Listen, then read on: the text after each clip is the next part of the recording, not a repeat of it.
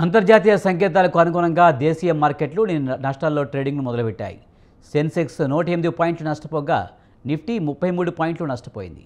Galaxy, సపర్టా, PN Gadgil jewellers, Max estate, Lloyds metals లాభాల్లో ఉండగా Nazara technologies, Delta Corp, CSB bank, Power Mech projects నష్టాల్లో ఉన్నాయి.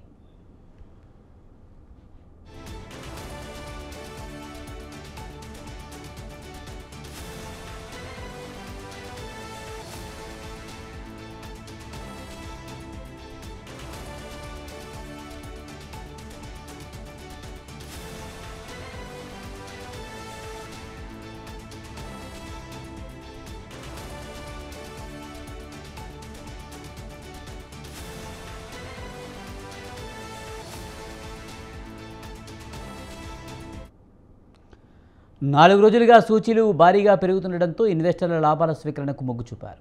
ఇవాళ రూపాయి మార్కం విలువ భారీగా పతనమై ట్రేడింగ్ను మొదలుపెట్టింది. ప్రస్తుతం డాలర్తో రూపాయి మార్కం విలువ 87.16 వద్ద ఉంది. ఇక ఆసియా పసిఫిక్ మార్కెట్ ప్రధాన సూచీలు ఆస్ట్రేలియా ఏసీఎక్స్ 200, న్యూజిలాండ్ ఎన్జెడ్ఎక్స్ 50 మినహా మిగిలిన ప్రధాన సూచీలు కుంగాయి. చైనాకు చెందిన షాంఘై, జపాన్ నిక్కీ, హాంకాంగ్ హెచ్ఎస్ఐ, దక్షిణ కొరియా కోస్పి, తైవాన్ సూచీలు పతనమయ్యాయి.